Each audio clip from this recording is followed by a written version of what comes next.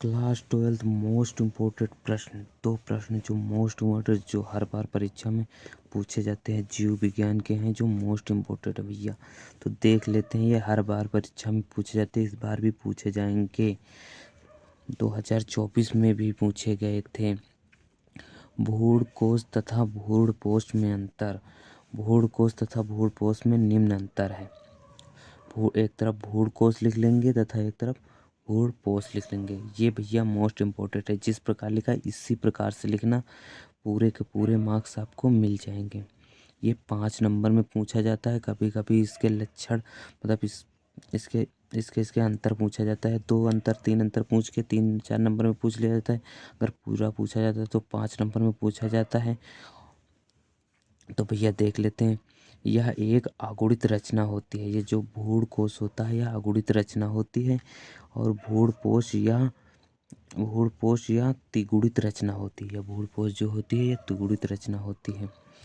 और नंबर 2 है, यह बीजांड में पाया जाता है। यह बीजांड में भूड़ कोश जो है बीजांड में पाया जाता है, और भूड़ पोष बीजांड में होता है। भूड़ पोष बीजांड में होता है। इसका निर्माण निषेचन क्रिया से पूर्व होता है। इसका निषेचन जो भूड़ कोश का निषेचन क्रिया से पूर्व होता है, निषेचन के पूर्व होता है।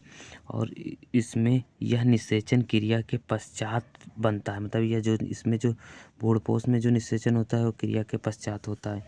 इसमें भोजन संचित नहीं होता और इसमें भोजन संचित हो जाता है। और इनमें प्रतिमुख कोशिकाएं अंडकोशा, सहायक कोशाएं तथा मध्य में 2 ध्रुवीय केंद्रक होते हैं। मध्य में जो होते हैं 2 ध्रुवीय केंद्रक होते हैं। और इसमें भूड़ कोश में प्रतिमुख कोशा, अंडकोशा, सहायक कोशा इत्यादि नहीं होते हैं। सभी कोशाएं समान होती है। इसमें की जो कोशिकाएं होती हैं वो सभी समान होती है। और भैया ये अपरा भी बहुत इम्पोर्टेंट है, जो हर बार परीक्षा में पूछा जाता है।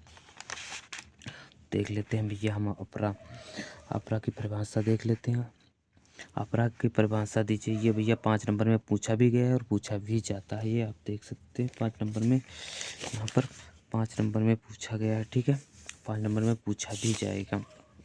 अपरा परिभाषा, अपरा वह अंग है जिसके द्वारा गर्भाशय में स्थित भ्रूण के शरीर में माता के रक्त का पोषण पहुंचता रहता है।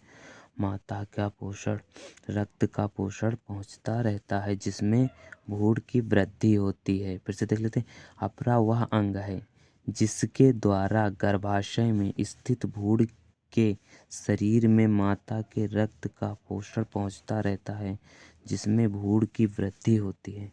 यह अंग माता और भ्रूण को यह अंग जो है माता और भ्रूण के शरीर में संबंध स्थापित करता है। मतलब संबंध स्थापित करता है। ठीक है, अब इसके हम कार्य देख लेते हैं। भ्रूण